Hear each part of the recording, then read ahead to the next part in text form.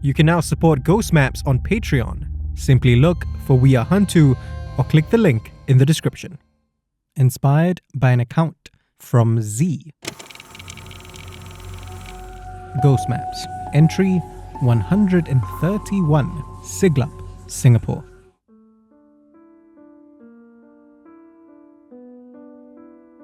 It's easy to forget sometimes. But at its core, Ghost Maps isn't just about ghost stories.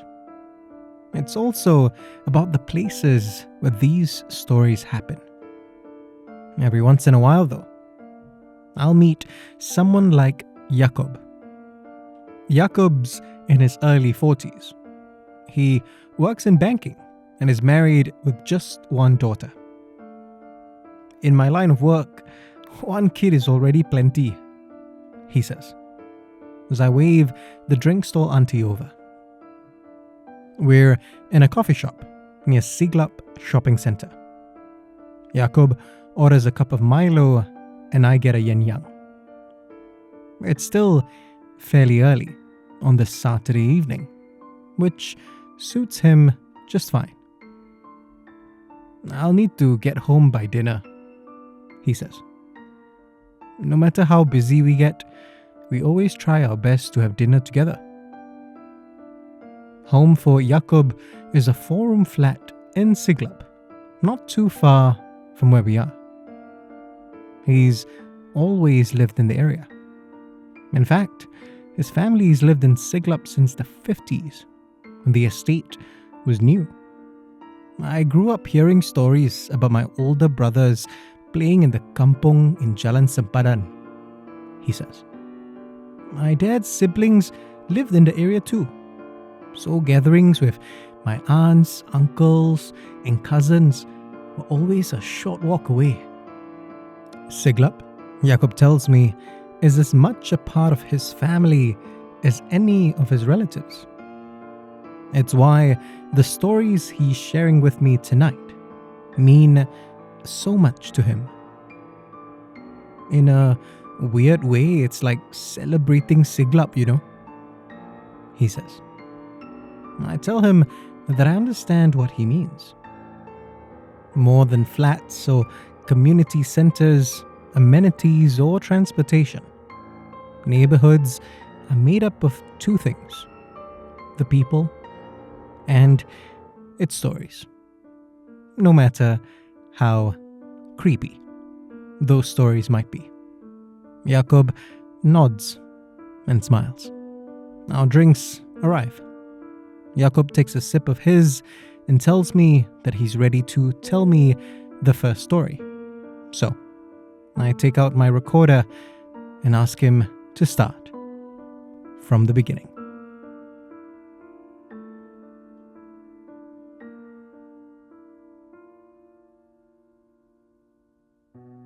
Jakob first learned about Kubur Kassim, the infamous cemetery in Siglap, when he was in primary school.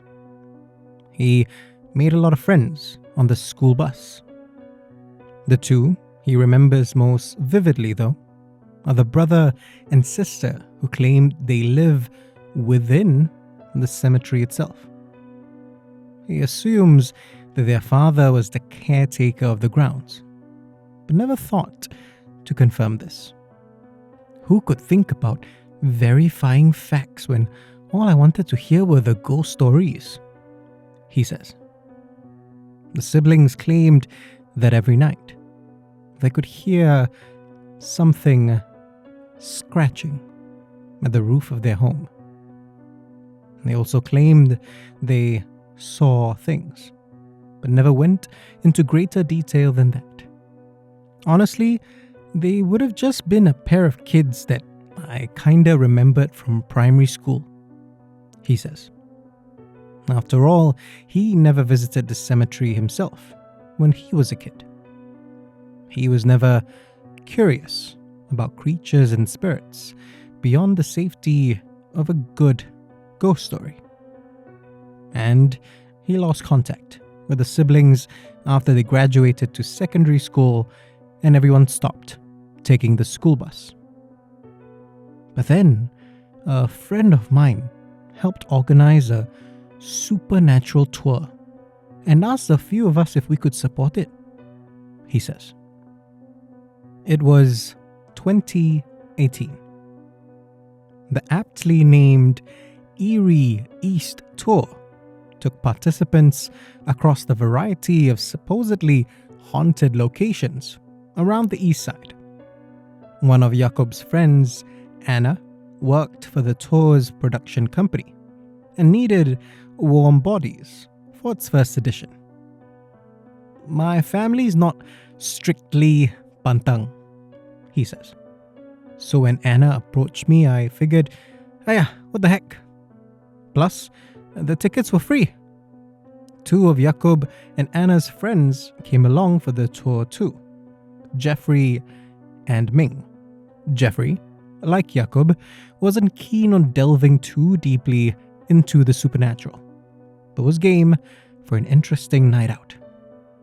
Ming, however, possessed the third eye, and she got a thrill out of visiting haunted spots.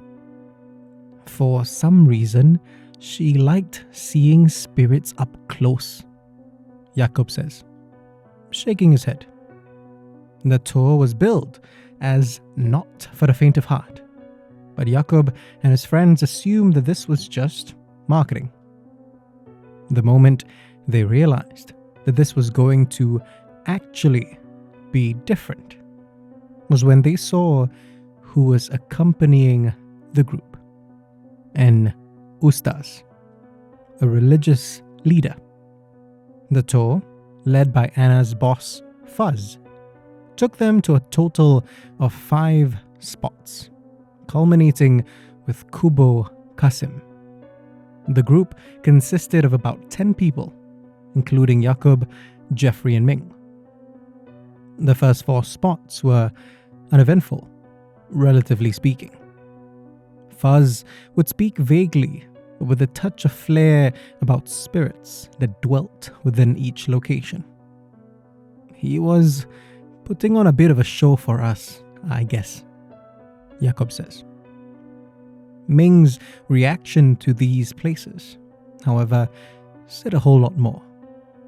While she didn't say exactly what she saw, it was clear to both Jakob and Jeffrey that she did encounter something, or some things. She seemed entranced by certain areas within each place that were mirrored in shadow. A couple of times, Jakob and Jeffrey had to quietly shake her out of a stupor. Jakob soon realized that the ustaz took note of this too, but didn't say anything. Not till they neared Kubur Kassim. Down the road from the cemetery's entrance, Faz told the group that this was easily the most haunted spot of them all. He added that the ustaz would lead them through Kubur Kassim, while he would stay there a safe distance away, along with anyone else who chose not to go on this last stretch. Of the 10, 3 people chose to stay behind. The ustaz, however, quietly approached Ming and suggested to her that she not go through the cemetery either. At first, she seemed to agree. The closer that they got to the cemetery, Jakob noticed, the more uneasy she became. Not entranced like she was by the spirits of the previous locations, but genuinely frightened. When Ming saw that Jakob and Jeffrey had opted to finish this last leg though, she decided to go with them after all. Jakob and Jeffrey said that they could stay with her. At this point, she was insistent. Her craving for thrills had begun to outweigh her fear. The ustaz won her once more. She told him that she appreciated his concern, but assured him that she was fine. But she wasn't, Jakob says, with a heavy sigh. And I still wished I had insisted that we all stayed behind instead. The gate at Kubur Kassim's entrance was stunning. The remaining 7 of the group, along with the Ustaz, took a moment to admire the beautiful yet simply designed structure. And then they stepped through it. Before trekking any further in, the Ustaz handed each of the group a torchlight, then led some of them in prayers. Only once this was done did they continue on, walking single file down concrete paths. All around them were countless square-shaped graves and imposingly tall trees. And the Ustaz spoke quietly, even reverently, about the history of the cemetery, but never once spoke about what else might have dwelt within. Jakob and Jeffrey, however, spent as much time eyeing Ming, who walked between them, as they did looking around. A brave front quickly gave way, and they could see that she was growing more and more terrified with each passing minute. It didn't help that she stopped shining her torch around and only stared down at the path before her after a while. She hid her fear as best as she could, but couldn't keep it up when the Ustaz led them along a particularly dark path. The darkness was so all-encompassing that it felt like it could swallow us whole, Jakob says. Their lights seemed to only illuminate a pitifully small radius around them. It was here that Ming started to whisper, "We need to go back. Can we please go back, please? We need to go back." Jakob started to approach the Ustaz. Before he could, though, the religious leader announced that they were returning to the entrance. He did this loudly, almost as if addressing more than just the group. It wasn't just Ming who was uncomfortable on the walk back. I felt and heard something flitting somewhere in the darkness, Jakob tells me. Something following us? The cemetery gate was a welcome sight for the group, with the street lights just beyond. There, they met with Faz and the rest of the remaining 3 participants. It seemed like the ordeal was all over, as Faz told everyone that they were going to end the tour at a nearby coffee shop. Ming was standing next to him, both of them facing the entrance, and she seemed to have finally calmed down. As Faz spoke, however, Jakob could see Ming's eyes widen again, tears streaking down her cheeks. Right as the debrief was over, she hurriedly made her way down the street towards the coffee shop on her own. At the coffee shop, Ming sat with the Ustaz instead of with us, Jakob says. I didn't learn what they were talking about until a year later. Ming was telling the Ustaz what she had seen. As they walked further and further into the cemetery, she started to see dark figures all around them. She didn't know what they were, but she knew that they were not the spirits of the dead, or even the Orang Bunyan that legend said made Kubur Kassim their home. They were something far, far more sinister. and they were approaching the group. It was why she couldn't bear to look at anything beyond the path in front of her after a while. As they walked through that particularly dark spot, however, she sensed a presence somehow even more terrifying. When they reached the cemetery gates, she thought that it had left them be. But it was during Faza's debrief that she saw what the presence was. A woman with long, dark hair and nails like claws. Her lips were smeared with blood. Her eyes were as dark as night.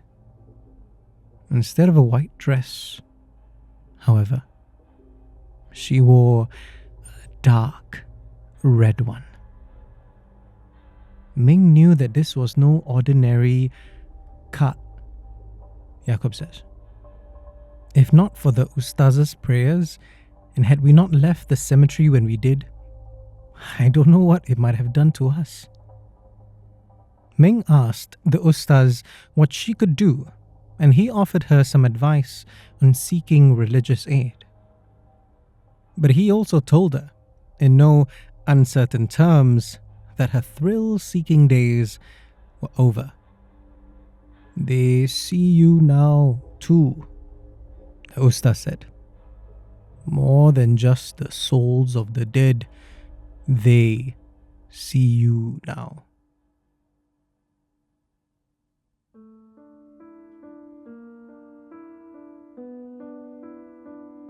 Jakob tells me that Ming was in a terrible state for a while after the tour. She dealt with a variety of physical and psychological concerns, some of which brought her to the brink of death. These days, she's doing much better, but she doesn't really keep in contact with him, Jeffrey, or Anna as much. I'd like to believe that it's because life happened, Jakob says. Family, work, that sort of thing. But some part of him also feels like maybe she's purposely staying away from the rest of them. Protecting us, maybe, he says, letting out another heavy sigh. Maybe, I say. We both sit silently for a moment. Then Jakob waves the drink stall lady over. Another round before I tell you the next story? He says. If you want to discover more of Southeast Asia's other side, subscribe now and follow us on social media. You can also be one of our supporters on Patreon. Look for We Are HANTU or click the links in the description. Ghost Maps is a HANTU production created by Kyle Ong and Wayne Ray, with art direction by Jolene Lim, and recorded on Audio Technica mics.